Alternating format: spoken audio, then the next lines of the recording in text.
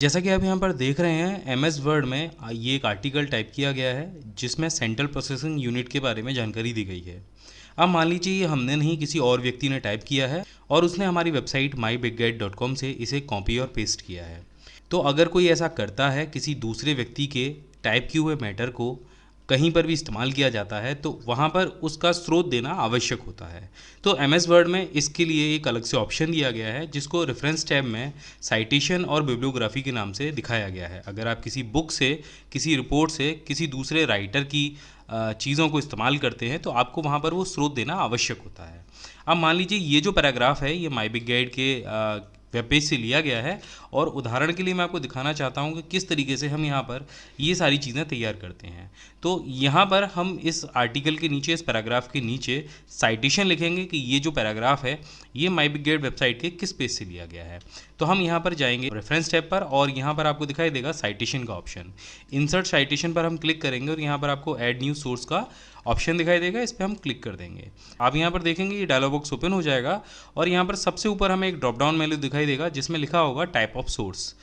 तो आपने अपने आर्टिकल में जिस भी टाइप के सोर्स से डेटा लिया हो उसका आपको लिंक यहाँ पर करना है, उसको यहाँ पर आपको सेलेक्ट करना है। तो मैंने यहाँ पर वेबसाइट सेलेक्ट की है। तो आप देखेंगे यहाँ पर बुक दिया गया है, जर्नल आर्टिकल दिया गया है, रिपोर्ट दी गई है, वेबसाइट दी गई है, डॉक्यूमेंट फ्रॉम वेबसाइट दिया गया है और बहुत सारे सोर्स दिए गए हैं, आर्ट है, साउंड रिकॉर्डिंग है, काफ़ी सारी चीज़ें दी गई हैं। तो जिस भी सोर्स को आप सिलेक्ट करेंगे उस सोर्स से रिलेटेड ऑप्शन आपको नीचे यहाँ पर मिल जाएंगे।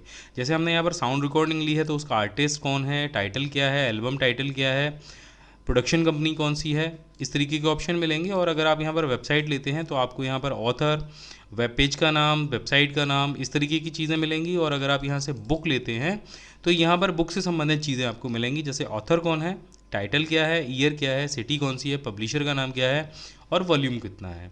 तो इस तरीके की चीज़ें आपको मिलेंगी। तो उदाहरण के लिए मैं यहाँ पर वेबसाइट ले लेता हूँ। तो जैसे ही मैं वेबसाइट सेलेक्ट करूँगा तो सबसे ऊपर ऑथर पूछेगा। तो ऑथर में यहाँ पर हिंदी या इंग्लिश किसी भी भाषा में टाइप कर सकते हैं। हिंदी में टाइप करने के लिए मैं यहाँ पर यूनिकोड फ़ॉन्ट का इस्तेमाल कर रहा हूँ। आप चाहें तो इंग्लिश में भी टाइप कर सकते हैं। तो यहाँ पर हम लिख देते हैं पहले सरनेम और उसके बाद नाम। अब ये यहाँ पर हमसे पूछ रहा है नेम ऑफ वेब पेज। तो ये जो वेब पेज है यहाँ से मैंने इस आर्टिकल को कॉपी किया है। तो इस वेब पेज का नाम है सेंट्रल प्रोसेसिंग यूनिट। तो यहाँ से मैं इसे कॉपी कर लेता हूँ और इसके बाद इसको यहाँ पर मैं पेस्ट कर देता हूँ। इसके बाद यहाँ पर ये हमसे पूछ रहा है नेम ऑफ वेबसाइट। तो वेबसाइट का नाम है myBigGuide.com। तो यहाँ पर हम टाइप कर देंगे www.myBigGuide.com। इसके बाद प्रोडक्शन कंपनी है, तो प्रोडक्शन कंपनी आपको टाइप नहीं करनी है। अब ये आर्टिकल का साल पूछ रहा है, महीना पूछ रहा है और दिन पूछ रहा है। अगर आपको पता है कि आर्टिकल किस साल में लिखा गया है तो आप यहाँ पर साल ओपन कर सकते हैं। तो यहाँ पर हम लिख देते हैं 2017। और अगर आपको महीना भी पता है तो आप महीना टाइप कर दीजिए, दिन पता है तो दिन भी टाइप कर दीजिए। इसके बाद ये हमसे पूछ रहा है कि इस वेबसाइट का URL क्या है। तो URL आप देखेंगे यहाँ पर जो ऊपर एड्रेस बार में ये लिखा हुआ है, आप इसे कॉपी कर लीजिए और यहाँ पर ले जाके इसको पेस्ट कर दीजिए। तो आप देखेंगे इस तरीके से हमने यहाँ पर एक सोर्स तैयार की है। और जैसे ही हम इसे ओके करेंगे तो यहाँ पर इसके पीछे एक साइटेशन आ जाएगा और ये हमें बताएगा कि ये जो पैराग्राफ है ये किसी दूसरे स्रोत से लिया गया है, यानी ये जिस भी व्यक्ति ने लिखा है ये उनका अपना नहीं है। इसी तरीके से अगर आपने अपनी पूरे आर्टिकल में कई सारे बुक्स से या वेबसाइट से डेटा लिया है तो आप कई सारे यहाँ पर साइटेशंस तैयार कर सकते हैं। ऊपर वाली लाइन के लिए मैं किसी बुक का यहाँ पर उदाहरण आपको देके दिखा देता हूँ।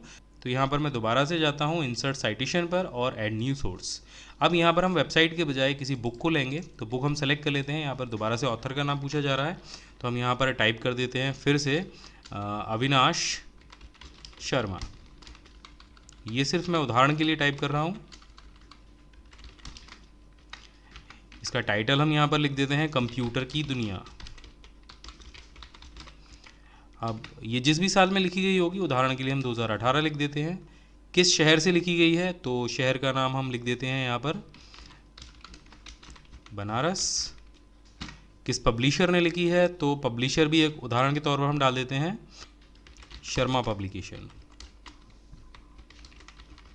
और इसका वॉल्यूम कौन सा है यानी संस्करण कौन सा है तो यहाँ पर हम डाल देते हैं संस्करण को सर्वप्रथम, और यहाँ से इसे ओके कर देते हैं। आप नीचे एक चीज़ और देखेंगे, यहाँ पर एक टैग नेम तैयार हो गया है, और ये टैग नेम जो होता है इससे ये जो पूरा सोर्स है इसको आइडेंटिफाई किया जा सकता है। ये यूनिक होता है, हर जो भी आप यहाँ पर सोर्स बनाएंगे उसके लिए एक यूनिक टैग नेम यहाँ पर अपने आप जनरेट हो जाएगा। इसे यहाँ से ओके कर दीजिए, और तो आप देखेंगे यहाँ पर जो कंप्यूटर की संरचना है उसके नीचे यहाँ पर एक साइटेशन आ जाएगा। अब यहाँ पर हमने 2 साइटेशंस यूज़ किए हैं, तो अब दोबारा से हमने शर्मा जी की बुक का कोई भी अगर पैराग्राफ इस आर्टिकल में लिया है तो हम दोबारा से जाएंगे इंसर्ट साइटेशन पर, और आप जैसे ही यहाँ पर देखेंगे ऊपर आपको दोनों जो राइटर्स हैं उनके आपको टैग दिखाई देंगे, और आपको अगर दोबारा आपने कहीं भी इसे यूज़ किया है तो बस इस पर क्लिक कर दीजिए और दोबारा से उसके पीछे अपने आप साइटेशन आ जाएगा। तो अब बात करते हैं यहाँ के दूसरे ऑप्शन की, यानी बिब्लियोग्राफी की। तो यहाँ पर आपने जितने भी राइटर्स को अपनी बुक में इस्तेमाल किया है, जितने राइटर्स के आपने आर्टिकल्स कॉपी किए हैं, उनकी पूरी लिस्ट आप नीचे दे सकते हैं स्रोत के तौर पर कि हमने कहाँ कहाँ से कौन कौन सी चीज़ ली है। तो सिर्फ आप जाएंगे बिब्लियोग्राफी पर, और यहाँ पर आपको 2 स्टाइल्स दिखाई देंगे। आप किसी भी स्टाइल को कॉपी कर लीजिए और इस पर क्लिक कर दीजिए। आप देखेंगे यहाँ पर दोनों राइटर्स का पूरा उल्लेख आ गया है कि हमने पहला वाला लिया है बुक में से और दूसरा वाला लिया है हमने ऑनलाइन। देखिए यहाँ पर बुक आ रहा है और यहाँ पर ऑनलाइन आ रहा है। उसके बाद यहाँ पर राइटर का नाम आ रहा है, क्योंकि ये जो ऊपर वाला है ये बुक में से है, और नीचे वाला जो ऑनलाइन है उसमें ऑथर का नाम आता है, उसके बाद वेबसाइट का नाम आता है, और उसके बाद में दिया गया होता है उस वेबसाइट का URL। इसी तरीके से यहाँ पर जो बुक है वहाँ पर पब्लिकेशन का नाम आएगा, साल आएगी, और जो वॉल्यूम है उसका नाम आएगा। इसके बाद यहाँ पर एक चीज़ और दी गई है, ये दी गई है स्टाइल। तो ये जो स्टाइल हैं ये अलग अलग तरीके की हैं बिब्लियोग्राफी के लिए। यह यहाँ पर फ़ॉन्ट साइज़ बदल जाता है, फ़ॉन्ट की स्टाइल चेंज हो जाती है, और जो लेखन है उसका तरीका भी बदल जाता है। कहीं पे ऑथर पहले आ जाता है तो कहीं पे बुक पहले आ जाती है।